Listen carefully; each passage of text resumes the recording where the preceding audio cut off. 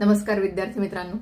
एक सगळ्यांना आपल्याला पडणारा कॉमन प्रश्न की मी वाचतोय पण मला डाऊट येतो की मी हे जे काही सगळं वाचतोय ते मला पेपरमध्ये आठवेल का. तर हा सगळ्यांनाच डाऊट असतो.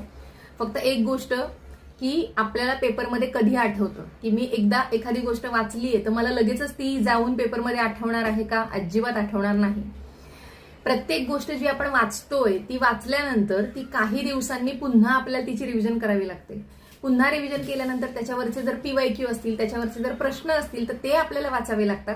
आणि ती जी स्पेसिफिक माहिती आहे ही स्पेसिफिक माहिती कमीत कमी किती वेळा वाचायला पाहिजे तर ती आपल्याला पेपरमध्ये आठवेल. तर ऍटलिस्ट ती गोष्ट 3 ते 4 वेळा तुमची वाचून झाली पाहिजे तरच तुम्हाला ती गोष्ट पेपरमध्ये ऍक्युरेट आठवणार आहे. त्यासाठी म्हणून आपली जी PYQ अनालिसिस बॅच आहे ऍपवरती, याच्यात आपण सगळ्या महत्वाच्या जेवढ्या गोष्टी आहेत GSच्या त्या सगळ्या आपण त्याच्यामध्ये पुन्हा पुन्हा प्रश्नांच्या माध्यमातून एकच गोष्ट बऱ्याच वेळा ती आपण रिपीट केलेली आहे. त्यामुळे ती बॅच जी आहे या बॅचमधून तुमचा GSचा जवळजवळ 60% GS, तुमचं 60% GS जे आहे हे कम्प्लीट पाठांतर होतं. फक्त एवढंच करायचं की ती बॅच तुम्हाला 2 वेळा कंपल्सरी बघून काढायची आहे.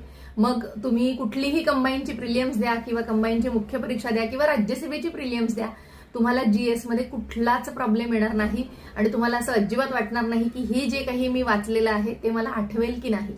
ओके, याच्याबद्दलची माहिती डिस्क्रिप्शन मध्ये आहे, सो नक्की चेकआउट करा.